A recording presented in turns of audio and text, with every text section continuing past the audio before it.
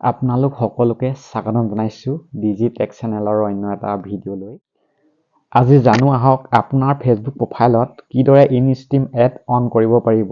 আহক ভিডিঅ'টো ফেচবুকলৈ যোৱাৰ পিছত তাৰপৰা আপোনাৰ প্ৰফাইলটোৰ লগত ক্লিক কৰিব। ক্লিক কৰাৰ পাছত আপোনাৰ এইফালে তলত দেখিব তিনিটা ডটত ক্লিক কৰিব।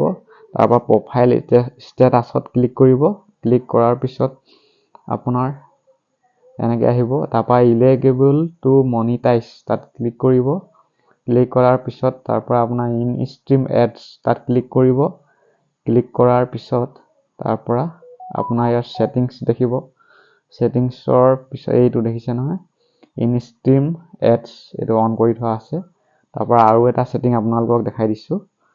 তাৰপিছত আপোনালোকে বেক পষ্টত গৈ বিজন চি ইনচাইটছ এডছ বুলি পাব, তাত ক্লিক কৰক।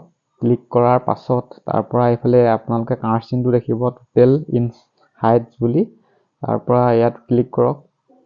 ক্লিক কৰাৰ পাছত আপোনালোকে তললৈ স্ক্ৰল কৰক, ছেটিং বোলা অপশ্যন এটা পাব। আপোনালোকে ছেটিংছত ক্লিক কৰক। তাৰপৰা এডছ অন ভিডিঅ' এইটো অন কৰি দিব। এনেকৈ অফ হৈ থাকিব, পিছত আপুনি অন কৰি দিব, তেতিয়া আপোনালোকৰ এডছবিলাক চলিবলৈ আৰম্ভ কৰি দিব। ভিডিঅ'টো ইমানেই আছিল আৰু এই কথাটোকে জনাবলৈ বনাইছিলোঁ।